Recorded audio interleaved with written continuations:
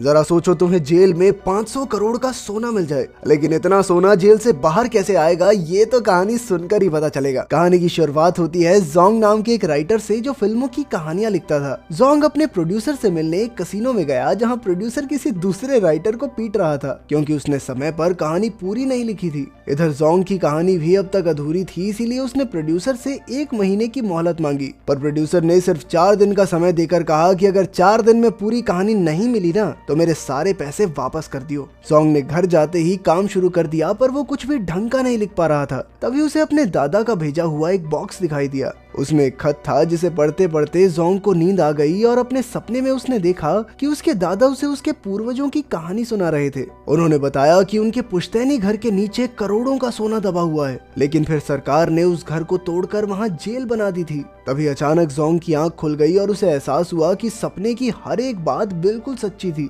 क्योंकि उस बक्से के अंदर से एक नक्शा निकला जो बिल्कुल जेल के नक्शे से मिलता था। अब जोंग ने सोच लिया कि वो कुछ भी करके अपने पुश्तैनी सोने को हासिल करके रहेगा। अब वो बस इस गरीबी की जिंदगी से बाहर निकलना चाहता था। इसके लिए उसे जेल के अंदर घुसने की जरूरत थी, तो उसने अपने पड़ोसी का लैपटॉप छत से नीचे फेंक दिया और इस टुच्ची सी वजह के लिए भी उसे जेल में भेज दिया गया। जेल में उसने देखा कि कई कैदी क्रैब नाम के कैदी का जन्मदिन मना रहे थे। फिर क्रैब जोंग से मिला और उसने बताया कि उसका भी जोंग नाम का एक बहुत करीबी दोस्त था, इसीलिए क्रैब ने जोंग को अपना दोस्त बनाकर हमेशा उसकी रक्षा करने का वादा किया। बाद में जोंग जेल में मौजूद बरगद के पेड़ के पास गया, क्योंकि उसके आसपास ही एक पुराना कुआं था जिसके अंदर वो खजाना छिपा था। तभी वहां एक और कैदी जोंग के पास आया और उसने बताया कि इस जेल के अंदर 2 बहुत ही ताकतवर ग्रुप्स हैं, जिनमें काफी समय से बिना बात के दुश्मनी चलती रहती है। उसने कहा कि जोंग को यहाँ जिंदा रहने के लिए किसी एक ग्रुप में तो शामिल होना ही पड़ेगा। पहली गैंग तो क्रैब की ही थी और वो किसी भी हाल में अपने साथी की हमेशा रक्षा करते थे।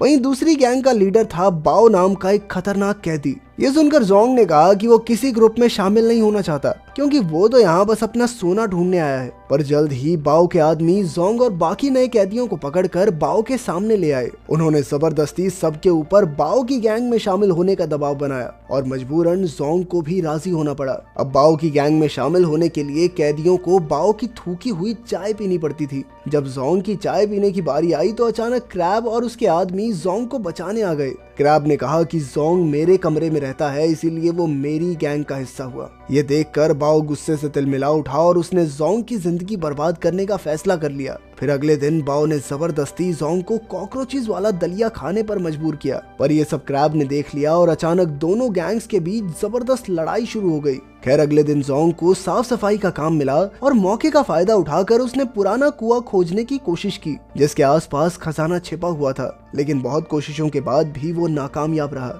अब सुरंग खोजते खोजते वो लाइब्रेरी तक आ पहुंचा, पर बदकिस्मती से बाओ भी यहाँ था और उसके आदमियों ने जोंग को बुरी तरह पीटा। फिर शाम को क्रैब ने बाओ से पूछा कि जोंग की ड्यूटी खत्म होने के बाद भी वो अपने कमरे में क्यों नहीं लौटा था। क्रैब को शक था कि बाओ ने जोंग को नुकसान पहुंचाया होगा। इस बार बाओ ने कहा कि वो जानता है कि जोंग कहाँ है, पर ये बताने से पहले क्रैब को बाओ की थूकी हुई चाय पीनी होगी। ना चाहते हुए भी क्रैब को उसकी बात माननी पड़ी और अंत में बाओ ने उसे बताया कि जोंग कूड़ेदान में पड़ा है। जोंग कूड़ेदान में अपनी आखिरी सांसें गिन रहा था कि ऐन वक्त पर क्रैब ने जोंग की जान बचाई। उसकी हालत देखकर क्रैब ने फैसला किया कि वो बाओ से बदला जरूर लेगा। इस पर जोंग भी राजी हो गया, क्योंकि शायद दोनों गैंग्स की लड़ाई में शायद उसे स्टोर रूम से जेल का नया नक्शा मिल जाए, जिसकी मदद से वो शायद पुराने कुएं को ढूंढ पाएगा। फिर जैसे ही दोनों गैंग्स आपस में भिड़ी, जोंग ने मौका पाते ही गार्ड से स्टोर रूम की चाबी चुरा ली, पर इससे पहले कि वो स्टोर रूम खोलता बाओ ने उसे पकड़ लिया। फिर बाद में जोंग ने क्रैब से कहा कि तुम्हें मेरी रक्षा करने की कोई जरूरत नहीं है, क्योंकि जब से तुमने मुझे अपने साथ शामिल किया है तब से मेरी मुश्किलें बढ़ती ही जा रही हैं। ये सुनकर क्रैब को धक्का लगा और वो एकदम शांत हो गया। कुछ देर बाद क्रैब ने जोंग से माफी मांगी और कहा कि उसके लिए अपने साथियों की रक्षा से बढ़कर और कुछ नहीं है,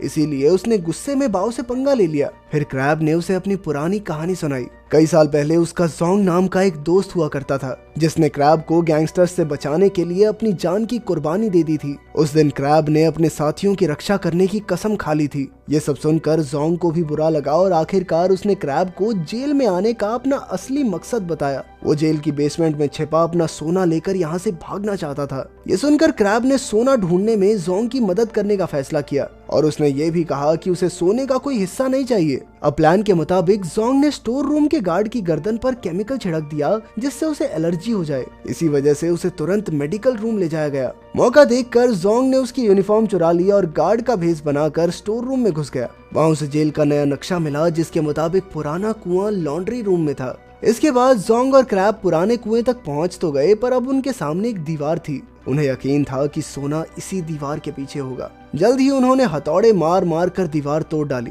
फिर जोंग सोने की तलाश में तुरंत अंदर घुसा पर काफी देर घूमने के बाद भी उसे सोना कहीं दिखाई नहीं दिया। अंत में उन्हें दीवार में एक सुंदर लकड़ी दिखाई दी। जोंग अब तक हिम्मत हार चुका था, इसीलिए उन्होंने वापस लौटने का फैसला किया और जाते जाते क्रैब ने वो लकड़ी निकाल ली। मगर उस लकड़ी को निकालते ही उनके सामने सोने के 100 टुकड़े आ गए जिनकी कीमत 500 करोड़ से भी ज्यादा थी। जोंग ने कुछ बार क्रैब को दिए पर उसने इनकार करते हुए कहा कि इस पर उसका कोई हक नहीं है। इसके बाद उन्होंने कपड़े ले जाने वाली मशीन के साथ इन बार्स को जेल से बाहर निकालने का फैसला किया।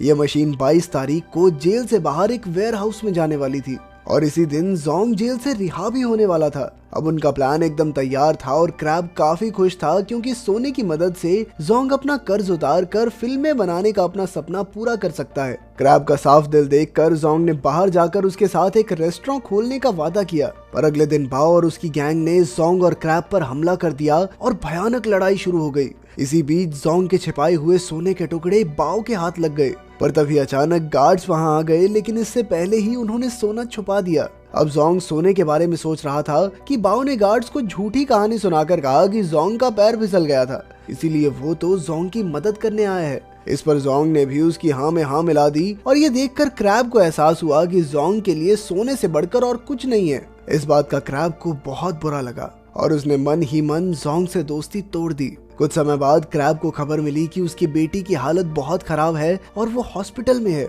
ये सुनकर वो जोंग से मिलने गया। उस वक्त जोंग और बाओ सोना लेकर जेल से भागने का प्लान बना रहे थे। अब क्रैब ने भी उनके प्लान में शामिल होने की इच्छा जाहिर की पर उसे सोना नहीं चाहिए था, बल्कि उसे तो जेल से जल्द भागना था। वो बस अपनी बेटी के पास जाना चाहता था।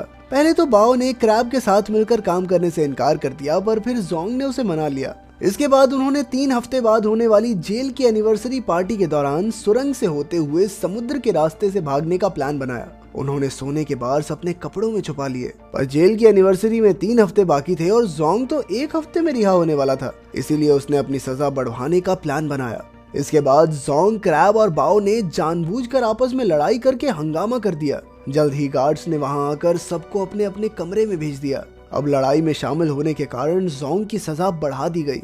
जल्द ही पार्टी का दिन आ गया और उन्होंने क्लोरीन गैस के गुब्बारे फुलाए ताकि उनमें आग लगाकर वो अपने प्लान को अंजाम दे सकें। जब हेड गार्ड भाषण दे रहा था तो अचानक गुब्बारों में धमाका हो गया और इसी मौके का फायदा उठाकर जोंग, क्रैब और बाओ सुरंग के रास्ते से निकल पड़े। पर रास्ते में जोंग को चोट लग गई तो क्रैब ने प्लास्टिक से उसके घाव को बंद किया।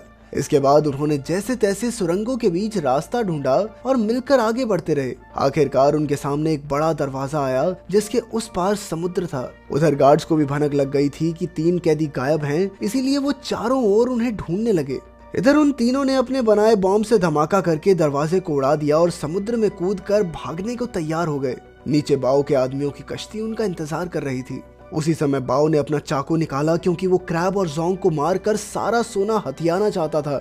बाओ ने क्रैब पर वार किया पर जोंग बीच में आ गया और फिर तीनों में लड़ाई शुरू हो गई। अंत में जोंग ने बाओ से कहा कि तुम सारा सोना ले जाओ मगर हमें जिंदा छोड़ दो। मगर बाओ क्रैब को समुद्र में फेंकना चाहता था। उसने क्रैब को धक्का दे दिया पर खुशकिस्मती से क्रैब ने एक रस्सी पकड़ ली जिसका दूसरा हिस्सा जोंग ने पकड़ा हुआ था। अब बाओ दोनों की मजबूरी पर हंस रहा था पर अचानक मौका पाकर क्रैब ने बाओ को ही समुद्र में फेंक दिया। फिर जोंग ने पूरे जी जान से क्रैब को ऊपर खींचने की कोशिश की और तब उसे एहसास होता है कि क्रैब ने शुरुआत से लेकर अब तक एक सच्चे दोस्त की तरह हमेशा उसका साथ दिया था। आखिरकार उसकी कोशिश कामयाब रही और उसने क्रैब को ऊपर खींच ही लिया। तभी उन्हें ढूंढते हुए गार्ड्स भी वहां पहुंचे। उन्हें देखते ही जोंग और क्रैब ने खुद को उनके हवाले कर दिया। फिर कुछ दिन बाद क्रैब को खबर मिली कि उसकी बेटी की सर्जरी कामयाब रही और अब वो बिल्कुल ठीक है। जल्द ही उसे गार्ड्स के साथ अपनी बेटी से मिलने की इजाजत भी मिल गई। इधर जोंग को पता चला कि जो सोना समुद्र में गिरकर खो गया था वो मिल गया है और अब जोंग ही उसका सच्चा हकदार है। आखिरकार जोंग का करोड़पति बनने का सपना पूरा हो गया और अब वो क्रैब के साथ मिलकर एक रेस्टोरेंट खोलेगा। भले ही सोने को ढूंढने के लिए उसे इतनी मुश्किलों का सामना करना पड़ा हो, पर इसी कारण उसे क्रैब के रूप में एक सच्चा दोस्त मिल गया था। अगर वीडियो पसंद आई तो लाइक कर देना, चैनल को सब्सक्राइब कर देना। मिलते हैं अगली वीडियो में।